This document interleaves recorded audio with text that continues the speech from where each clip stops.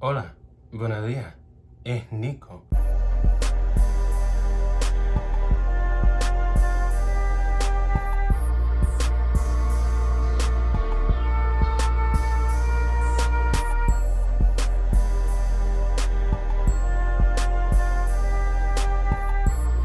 Quang quang, quang quang quang quang, quang quang quang quang quang quang quang. Breaking news.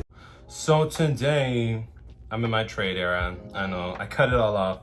I wanted some change, luckily my hair, it's easy to turn into waves, so. This is the shortest my hair has been in like 8 years, so I'm really happy. Also, ignore those clothes, that's for date night. Yeah, you bitch about to get married. But essentially, today we're here to talk about something that I've noticed so frequently, and I've just never said anything because, bitches on the internet, they like to be yeah, rah, whenever you try to bring up a valid point.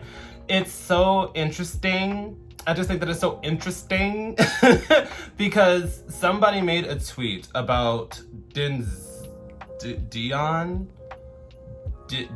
I don't know these people. I know of these people because they go viral. Ricky and D, whatever the fuck. I just wanted to interject that his name is Denzel Dion. That's why it was throwing me off. So this entire video, I'm going between, is his name Denzel? Is his name Dion? Because he has like 2 first names. So just know in this video, I would be going back and forth between those 2 names half-heartedly because I did not want to mess up this man's name. The popular YouTubers, one of them is a fashion designer, not great fashion. If you ask me, it's overpriced and like really bad design. And the other is Ugo, who is a Instagram model, OnlyFans model. Nico, you probably should do some research on the people. They are not the focal point. Like, their image is the focal point, but not who they are as people. This has nothing to do with them as people. But essentially, they used to date, or that's what they alluded to with the caption of hanging out with my ex or whatever the fuck. And somebody revived this conversation where they said, just sit down and think these 2 people slept together. And I'm like, what is so hard, to imagine? But I'm not gonna sit here and act like I didn't make a similar tweet when something popped up. Like, as in, when this situation, because this is old news. Them sleeping together and being quote unquote exes is old news. But when I originally saw it, I too posted something like that, but not because of how Dion, whatever the fuck his name is, looks, but more so because Ugo has previously had a type. As in, he has dated rail-thin white people, he's dated rail-thin white passing Latinos or mixed race people.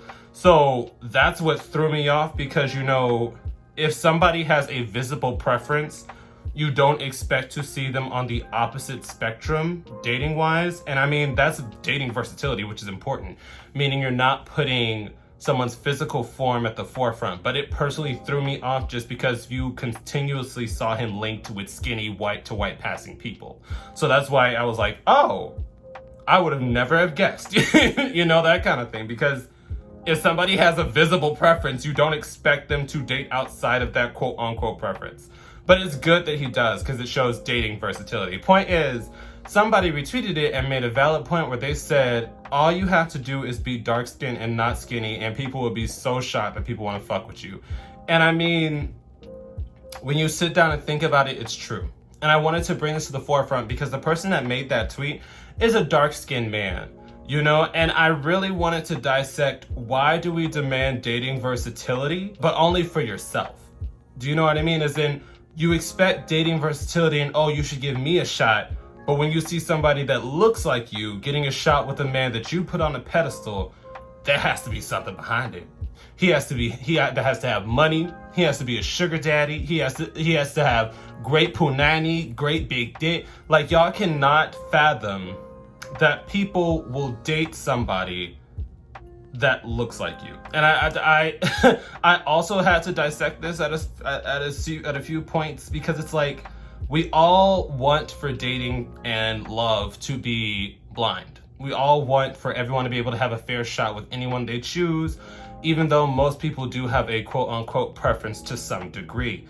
And when we see that people that align with our preferences, who we think wouldn't be interested in us, dating somebody that looks like us, for some reason, a lot of people get upset about it, as in, how could that happen? What could you believe that? Can you sit down and think that those two slept together? And I mean, it's really not hard to fathom for me. Like, after I got over the initial shock because I thought he was interested in only white people, it's not that hard to see. Like, Dion didn't, I need to find out his name. I'm sorry if you watch this video, I really need to figure out your name.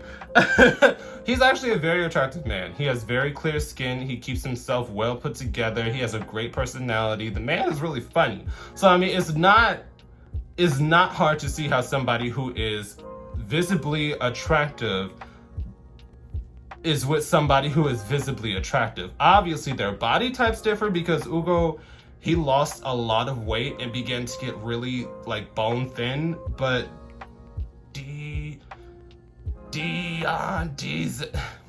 y'all are gonna drag me in these comments. He's a slimmer build, like a slim average build. Like, he doesn't have abs or he doesn't have muscles, but he's just like an average build, you know? I'm not that surprised. It's happened before. You can't dictate who other people fall in love with. You can't dictate who other people find attractive. But I just thought that it's interesting because it's always like people that want these people, but don't think that they deserve these people. Do you know what I mean? And I hope that that dialogue isn't lost in this context, as in, say for example, people chase after people like Ugo, but they don't think that they're attainable or want them back. So to see them with somebody that looks like them really throws them for a loop.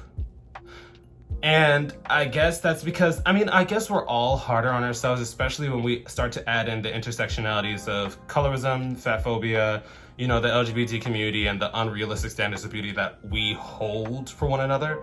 But it's really something to sit down and think about because we all want dating versatility, but when we see dating versatility, there always has to be something else. You can't just be in love with that person. Because I remember this happened when that one average built dude, you know, he was slim, he was not toned whatsoever, and he was with somebody that was jacked with a six-pack, and they were like, oh, he has to be rich. Oh, he has to have a big dick. Like, people want this versatility, but then they don't want to believe that it's genuine when it happens.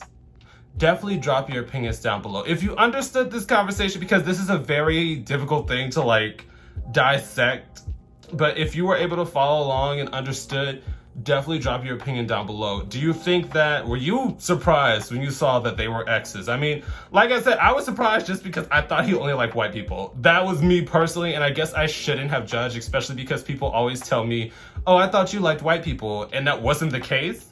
But he's also previously only shown off white and white passing men. So that's why I assumed that. It wasn't just based on like his personality. But definitely drop your opinions down below because y'all know I'm about to rant and y'all was begging for a longer video. So yeah. Boop. And once again, a quick thank you to all my patrons on Patreon and a quick shout out to my third eye tier patrons. Your support means everything to me and helps me do this a lot more smoothly. I will also be listing this week's live stream topic in case anybody wants to join in on the fun. I will see you guys there.